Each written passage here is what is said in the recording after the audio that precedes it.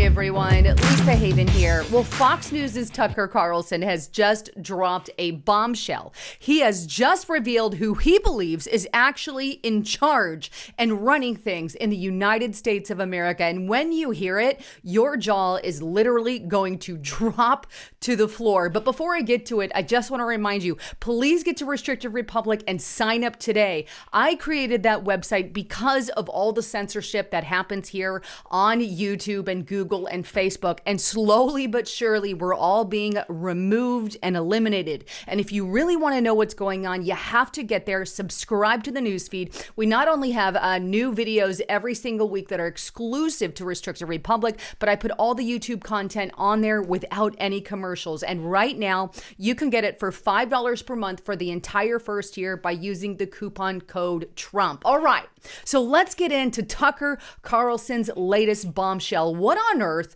did he say about who's in charge of the country? We'll take a listen to this first clip here. I mean, Biden got into the race. It was clear to everyone around him, including members of his family, that he wasn't up for it. He was grieving, understandably, the death of his son, Beau.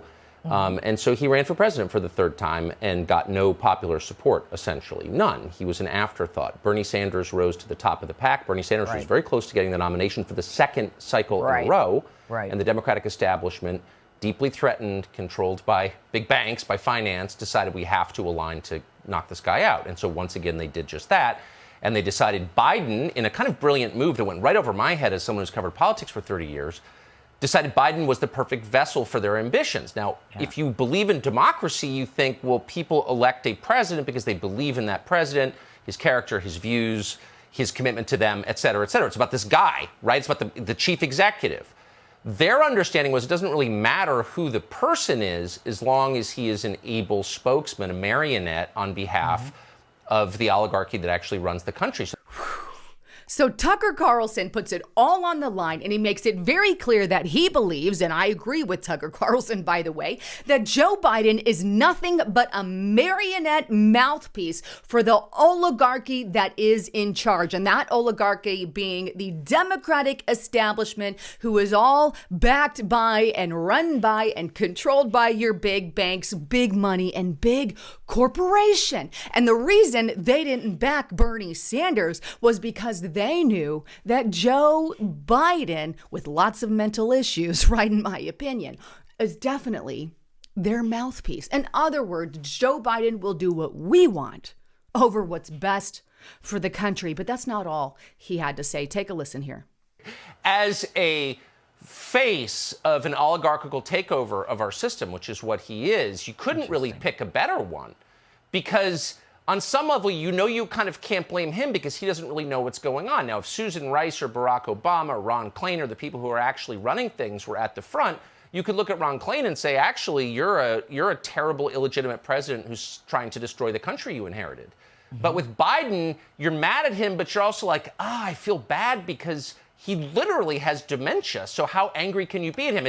It's brilliant as something that's been foisted on the public. Like, if you wanted to pick a cutout through whom you ran the country, you'd pick Biden.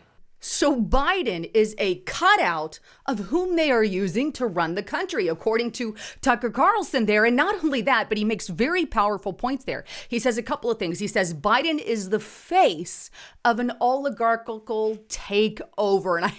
And I have to say I agree with him there, because that's what, I felt from the get-go, because obviously he's not all there in the head, as I've stated before. And not only that, but he makes a very under-the-radar statement there. And he says Susan Rice, Barack Obama, and Ron Klain, who are kind of still running things from behind the scenes, like a lot of our federal organizations, the DOJ and all of that. If they're still kind of running things, what power does he really have? And he goes on to explain that power, and he uses President Trump as an example as well. Take a listen to this.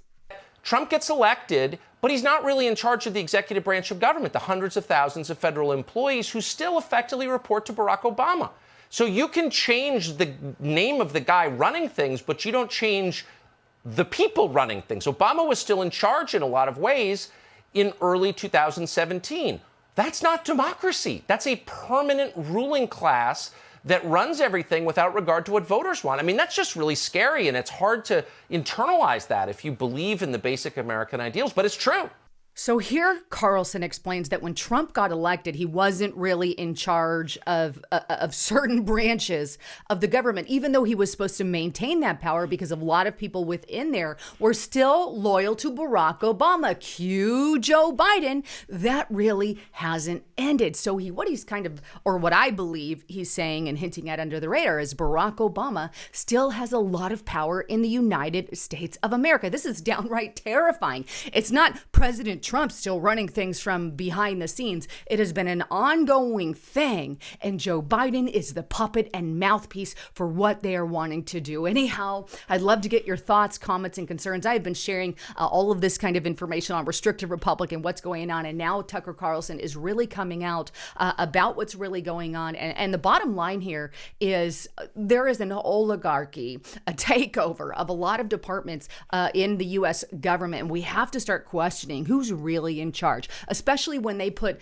a man up there who is Joe Biden, who we all know is a few screws loose, and yet he's still up there running our country. And by the way, I believe this is a direct insult to the American people to be up there and pretend as if you are fit, when in reality, there's something deeper going on. And I believe the American people deserve a mental assessment of Joe Biden. Anyhow, I love all of you. Thanks again for tuning in. Please don't forget to get to restrictedrepublic.com. I'm Lisa Haven, signing out.